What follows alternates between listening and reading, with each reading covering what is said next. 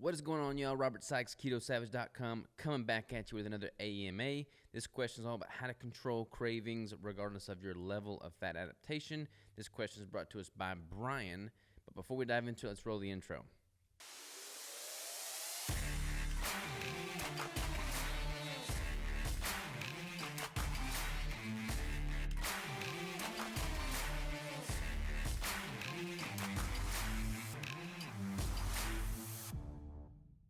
And we're back. All right. Brian asks, what advice or diet hacks would you give to someone who struggles with eating too many keto sweets, fat bombs, etc.?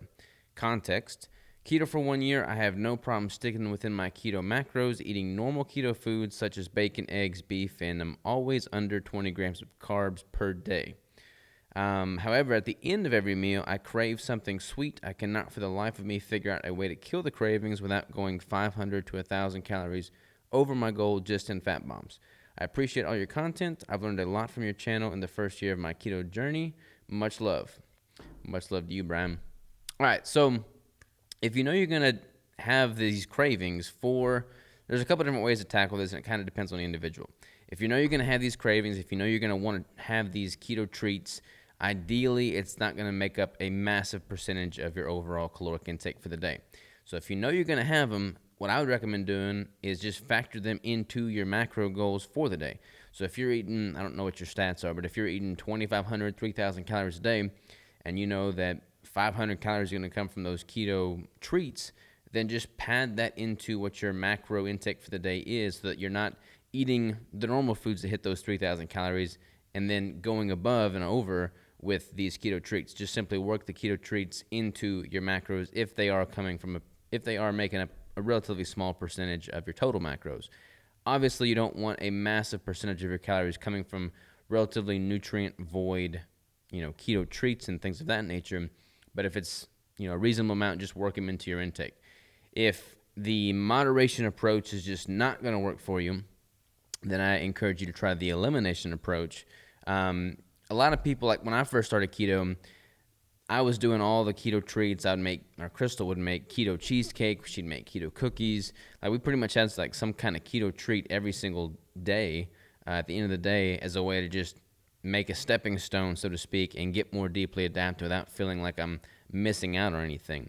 Now that I've been fat adapted for 7 years, I don't really have cravings for anything sweet. I'll have like a keto cookie or something like that once in a blue moon for a holiday or something. If it's typically worked into my daily intake, but I don't really have this calling for a bunch of keto treats. And I think that comes with just a deeper level of fat adaptation.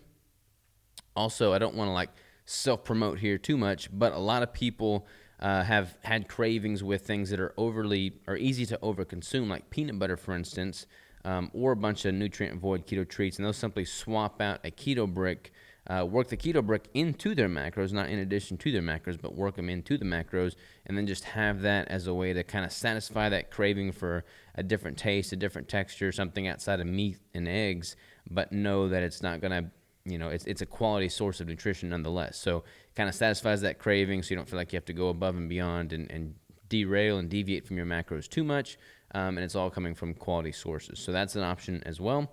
But really, it truly depends on if you're more of a moderation style guy, in which you can probably just work it into your macro goals for the day, or an elimination style guy, in which you would probably benefit from just removing those temptations entirely and just not even having them as an option, not having them in your house, kind of whispering in the back of your mind to go in there and reach in the pantry and grab some more. So yeah, that's kind of what I would say with regard to curbing the cravings.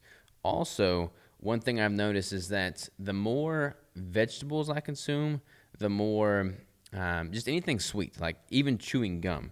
Like if I chewed gum, I haven't chewed gum in like 2 years, but when I was chewing a lot of gum, just the sweet sensation of the gum itself would then, accentuate my cravings for more sweet foods. So like sweet things are kind of like this negative feedback loop. The more you eat, the more you want to eat, and just becomes this vicious cycle. So that kind of bodes well for the whole elimination as opposed to moderation approach for most people.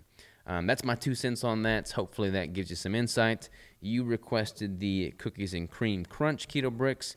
So Thanks for the question, Brian. The way this works for anybody that does not know is if you use the link in the description below, submit me a solid question, which I use on these AMA videos, I will send you a week's worth of bricks with a flavor of your choosing. So yeah, good kind of way to give back to y'all for offering up all the great questions that create awesome content. So thanks again, Brian. Appreciate all y'all for tuning in, and I'll talk to you next time.